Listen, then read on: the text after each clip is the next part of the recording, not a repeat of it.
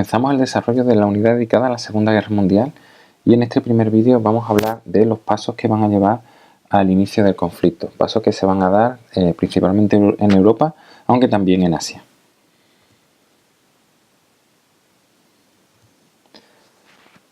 Bien, a modo de introducción deberíamos comentar que el origen de este conflicto, de la Segunda Guerra Mundial, hay que buscarlo en la Paz de Versalles, es decir, cómo se desarrolló esta paz y qué consecuencias tuvo. Es una paz que, como ya hemos comentado en anteriores vídeos, se va a basar en la humillación del contrario y en el resentimiento hacia los vencidos. Eso va a generar, por parte principalmente de Alemania, unas grandes ansias de revancha, y que si a eso le unimos la crisis del año 29, su efecto en Alemania, y el ascenso del nazismo, del partido nazi, vamos a tener los ingredientes o las circunstancias que van a conducir al estallido de la Segunda Guerra Mundial. A continuación vamos a hablar de todo esto poco a poco para intentar comprender el porqué del inicio del conflicto. Bien, el primer punto que vamos a tratar es la política expansionista de la Alemania nazi.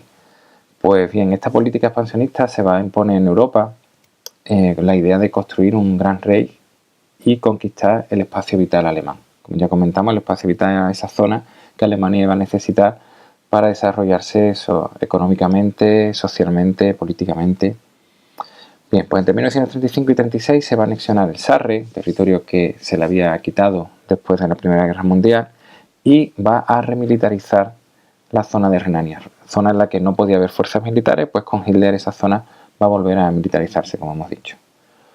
Por lo tanto, el Tratado de Versalles va a romperse y, sin embargo, no va a haber ningún tipo de reacción por parte de las potencias democráticas ni de la Sociedad de Naciones, o por lo menos no reacciones contundentes que pusieran en peligro esta política alemana. Entre 1936 y 1939, Alemania va a intervenir en la Guerra Civil Española. Lo va a hacer junto a Italia, en la Italia de Mussolini, y eso va a producir una aproximación entre ambos líderes y entre ambas políticas de estos dos países. Van a apoyar, como ya comentamos ahí, van a apoyar a bandos sublevados. En relación con este acercamiento, en octubre del 36 se va a formalizar el eje Roma-Berlín, esa alianza entre Roma y Berlín, a la que posteriormente se unirá Japón mediante una firma de un pacto contra la URSS, el llamado Pacto Anticomité. Un año más tarde a estos pactos se va a unir Italia, Hungría y España. De esta manera vamos a estar viendo ya uno de los bandos que van a protagonizar el conflicto de la Segunda Guerra Mundial. Esta entrada en la guerra civil va a demostrar la debilidad de las democracias occidentales, ya que se va a optar por una política de no intervenir en el conflicto, sobre todo relacionado por la división política que va a haber entre Gran Bretaña y Francia. En Gran Bretaña entre laboristas y conservadores, y en Francia entre partidos de derecha y el Frente Popular. No van a llegar a un acuerdo sobre qué hacer.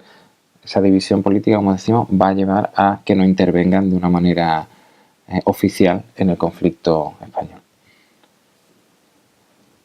Por otro lado, relacionado también con esto, Gran Bretaña va a ser la abanderada, la líder de una política de apaciguamiento.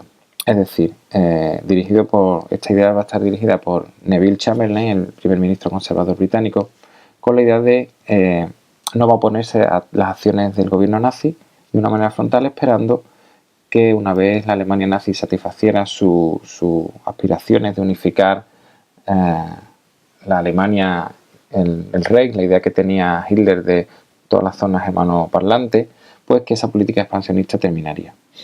Francia va a apoyar, por la situación que hemos comentado, esta división va a apoyar esta política.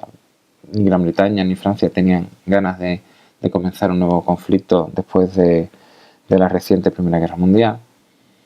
Y Hitler también se ve como un posible aliado ante una expansión de la ideología o incluso territorial de la URSS y el comunismo. O sea, se ve como un freno hacia esa expansión de los ideales comunistas.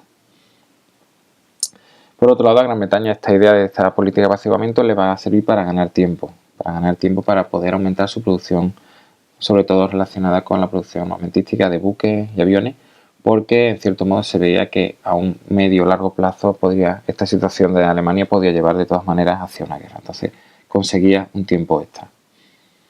Hitler, sin embargo, esta política de apaciguamiento no la vio de esta forma, sino que la vio como una manera, una cierta tolerancia hacia su política.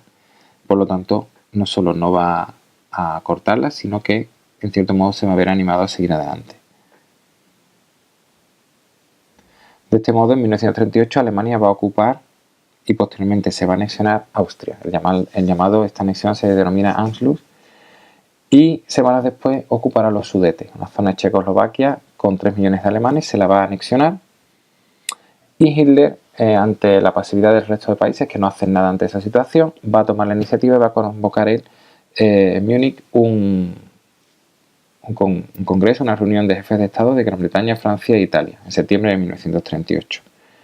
Esa conferencia de Múnich se van a aceptar estos territorios ocupados, es decir, lo que se ha ocupado se acepta por las potencias a cambio de que no se ataque al resto de Checoslovaquia. Es decir, la zona de los Sudetes se pasaría a Alemania, pero el resto de Checoslovaquia se debería de mantener independiente. En marzo del 39 esto se rompe y de hecho Alemania incorpora otros territorios de la zona, otros territorios de Checoslovaquia los incorpora Alemania. Por otro lado, Mussolini va a tomar posiciones en el Mediterráneo con la conquista de Albania, y Hitler y Mussolini van a firmar otro pacto, el llamado Pacto de Acero. Ahora sí van a saltar las alarmas y se ve una amenaza grande en lo que están haciendo Alemania e Italia, sobre todo Alemania, y saltan, como decimos, las alarmas en las potencias democráticas. Bien, pasamos ahora a Oriente y vamos a ver qué es lo que está ocurriendo en la zona de Asia. Bien, Japón era la gran potencia imperialista de aquella zona, de Extremo Oriente, y ante la crisis de la década de los 30, que también sufre Japón, se plantea también conquistar un espacio vital. Japón es muy pequeño, una zona, las islas muy pequeñas, con un potencial industrial muy grande. Entonces necesita un espacio para extraer materias primas y vender, exportar sus productos. Va a desarrollar parejo a esto una potente industria armamentística y se va a acercar a la Alemania nazi. ¿Por qué? Pues porque le va a venir bien firmar un pacto anti-Rusia, este pacto anti-Comintern, ya que Rusia es la gran enemiga que va a encontrar en la zona. Posteriormente su enemiga será Estados Unidos, pero por el momento la gran enemiga es la URSS. Ante la situación que hay en la República de China, Japón va a invadir Manchuria en 1931, buscando esta expansión territorial.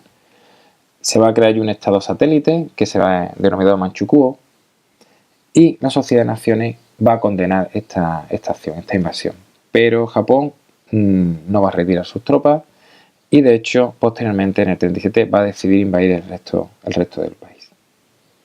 Comienza así la guerra chino-japonesa. Ya veremos más adelante que la entrada en la Segunda Guerra Mundial de Francia y de Gran Bretaña hará que sus colonias en esta zona se debiliten y la conquista japonesa se haga con mayor facilidad. Pero lo veremos en un siguiente punto. Bien, ¿cuándo y cómo, de qué manera comienza la Segunda Guerra Mundial? Pues dejamos lo ocurrido en Checoslovaquia y a partir de los territorios anexionados, de los nuevos territorios anexionados de Checoslovaquia por parte de Alemania, el siguiente objetivo alemán va a ser Polonia. Hitler, el problema es que sabía que en la situación que ya se había generado y las alianzas que había entre Polonia y Francia y Gran Bretaña, una invasión de Polonia podía generar un conflicto, una nueva guerra. Ante eso, para evitar una guerra entre dos frentes, el problema que siempre tiene Alemania, está rodeado, se va a acercar hacia la URSS, a pesar de ser un país ideológicamente opuesto y ideológicamente un enemigo de Alemania. Va a buscar la neutralidad para que en caso de producirse un conflicto no entrara en guerra la URSS. Por otro lado, los rusos estaban preocupados porque ese avance alemán, ellos estaban aislados, no tenían el apoyo de las potencias democráticas occidentales, y en caso de invasión se iban a ver solos. Entonces también en cierto modo le conviene a la URSS este pacto de no agresión. Se firma por tanto un pacto germano-soviético en agosto del 39 en el que aparecen una serie de cláusulas secretas que iban a beneficiar a la URSS, sobre todo por ejemplo porque se iban a repartir con Alemania parte de Polonia y también porque Alemania le permitía a la URSS el control de la zona de una importante zona del Báltico, zona de Finlandia, Letonia, Estonia y Lituania.